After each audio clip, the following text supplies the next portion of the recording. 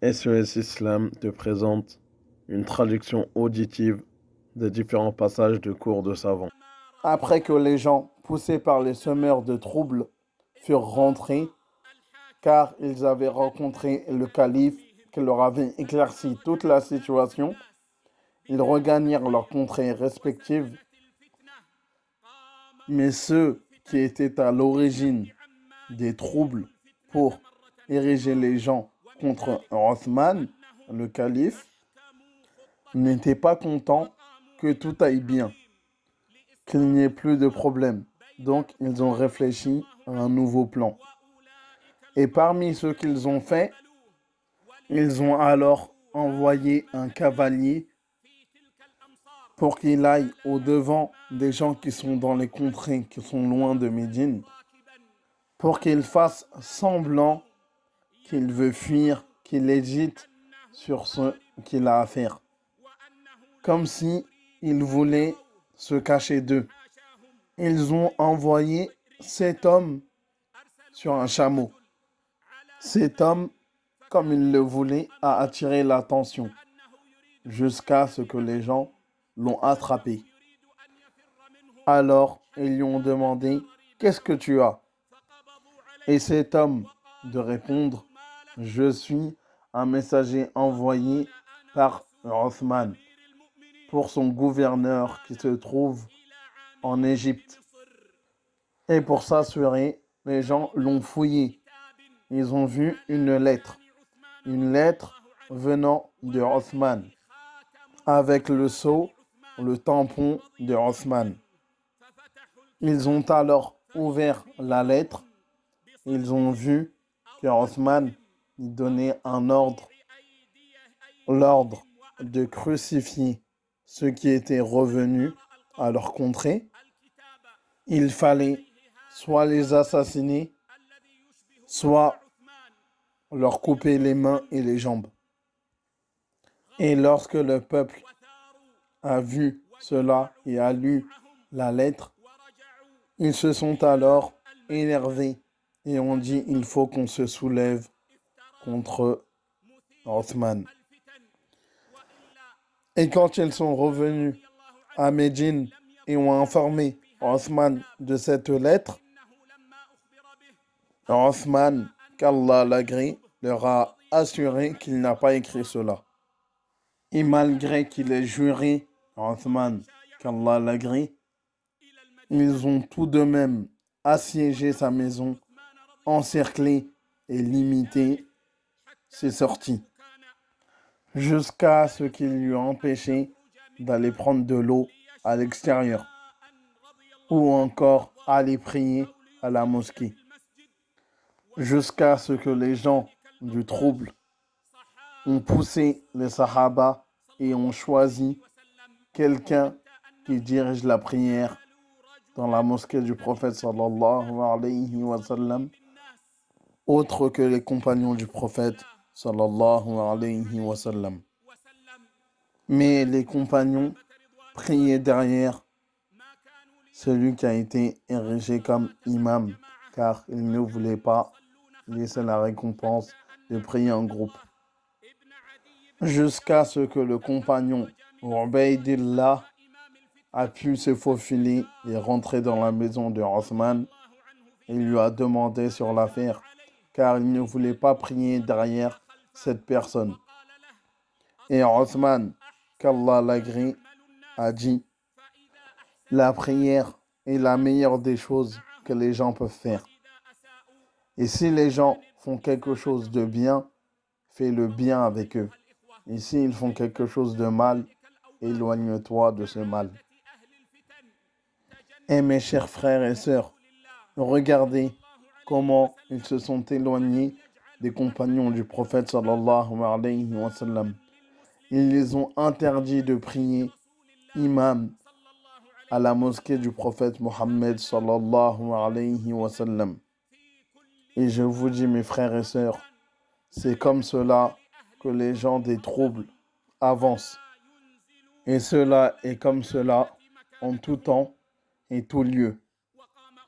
Ils ne connaissent pas la valeur des gens de valeur. Donc, cette populace, loin de tout enseignement et toute science, ils ont fini par aller voir Othman et lui ont dit de enlever, qu'il se désiste lui-même du califat. Mais Othman, qu'Allah l'agrée, a refusé cela, observant ainsi la parole et le conseil du prophète sallallahu alayhi wa sallam sur lui. Et vous savez pourquoi? Certes, les savants ont dit que le prophète sallallahu alayhi wa sallam lui a ordonné cela pour ne pas que cela soit pris par les gens après comme étant une sunna. C'est-à-dire que à chaque fois qu'il y aura quelqu'un, une populace qui ne sera pas content d'un calife, qu'il se désiste. Et surtout, on a compris cela car certains compagnons du prophète sallallahu alayhi wa sallam qui ont vu l'ampleur des choses, ils ont eu peur pour Othman. Ils sont partis le voir et lui disaient, certes, désiste-toi, juste pour sauver sa personne, la personne de Othman. Et à chaque fois, les compagnons allaient voir Othman et lui disaient de se désister de son califat, car les gens sont prêts à le tuer. Et lors d'une assise, le fils du deuxième calife, le fils de Omar, était présent. Et donc, Othman a dit en s'adressant au fils de Omar, « Entends-tu ce qu'il me demande ?» Et Ibn Omar, le fils de Omar, lui a répondu, « Certes, si tu te désistes du califat, est-ce que tu vas être éternel sur cette vie d'ici-bas ?» Othman de dire non. Et Ibn Omar reprit et dit, et si tu te désistes pas du califat, pourront-ils faire plus que de te tuer? Othman dit non. Puis Ibn Omar lui dit, est-ce que c'est eux qui vont te mettre soit au paradis, soit en enfer? Othman dit non. Puis Ibn Omar lui dit, je ne vois pas que tu dois enlever ton habit, un habit dont Allah t'a habillé, t'a paré. Parce que si tu le fais, cela sera pris comme une sunna. À chaque fois qu'un peuple se courrouce de leur calife, ils vont essayer de le renverser. Et de cela, les savants ont compris que le fait qu'un calife se désiste, c'est encore plus grand que si il devait en mourir.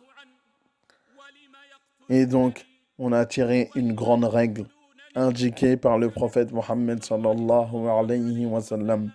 Certes, dans certaines situations, il faut encaisser le petit fléau au profit de ce qui est grand. Et dans cette histoire, le petit fléau, c'est le fait pour lui qu'il meure comparé au grand fléau qui est le fait que ce soit une sunna après lui tout le temps. Les califes feraient la même chose et les gens se soulèveraient. Bien qu'amer, mais des fois, il faut comparer les choses et voir la chose qui a le moins de méfaits. Puis, Othman, qu'Allah l'agrée, a entendu certains compagnons parler dans une chambre de la maison. Puis, il apparut auprès d'eux avec un visage dont la couleur avait changé. Il disait, certes, ils sont en train de comploter pour se mettre d'accord et tuer Othman. Et Othman, quand il a entendu ces paroles de compagnons, il leur a dit aux compagnons, pourquoi veulent-ils me tuer? Pourquoi veulent-ils me tuer?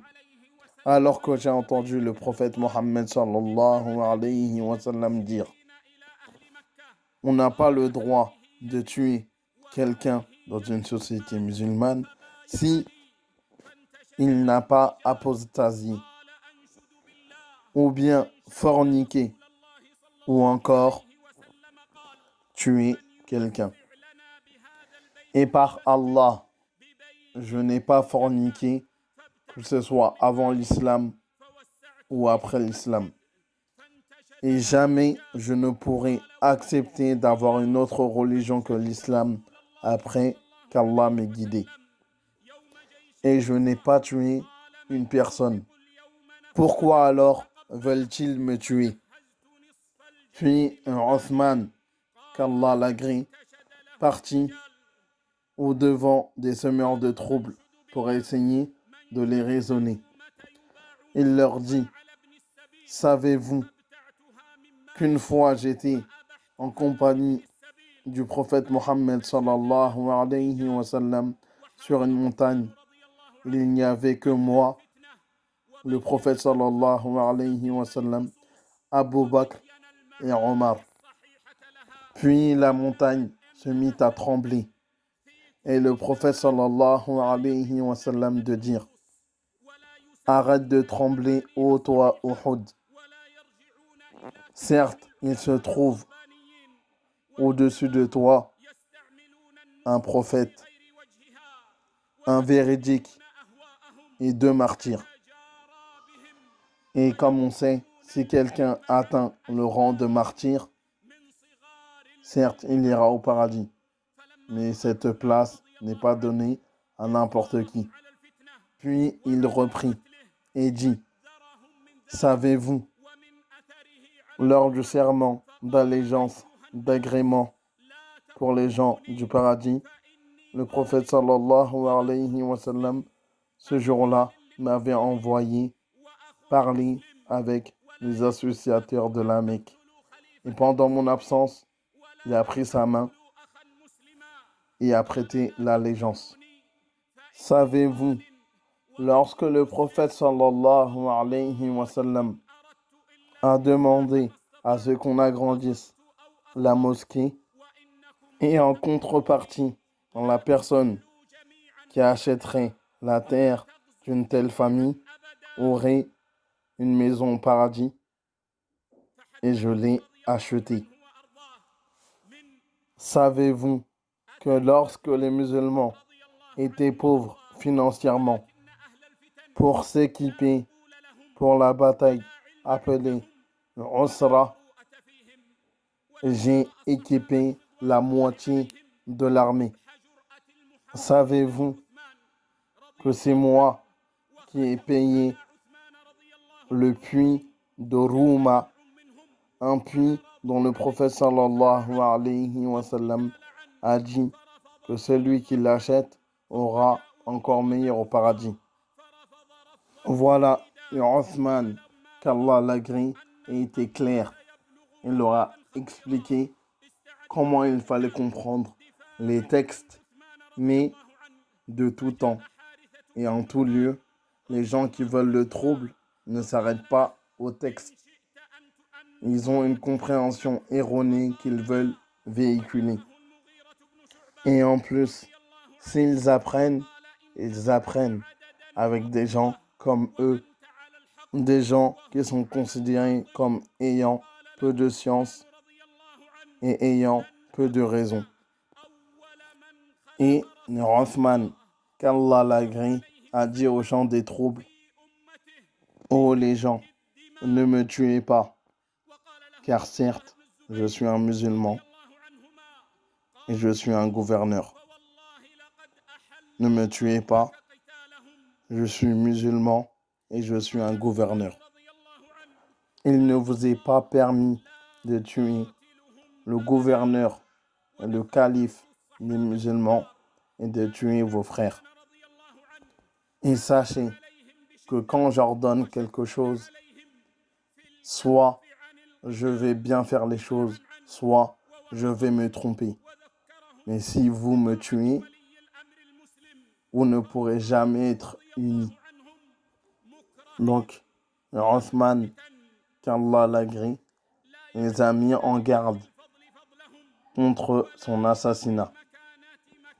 Mais les gens qui veulent le trouble ne raisonnent pas, n'avancent pas poussés par la science et n'ont aucun souci de ce qui peut arriver. Puis certains compagnons, pris par l'émotion, sont partis au-devant de Othman. Ils ont dit, on va combattre auprès de toi. Ordonne-nous. Parmi tous les compagnons qu'ils ont voulu faire cela, il y avait Al-Haritha ibn Nu'man, Al-Mughira ibn Shu'ba. Ils ont dit à Othman, certes, tu es sur la vérité et eux sont sur le faux. Laisse-nous combattre.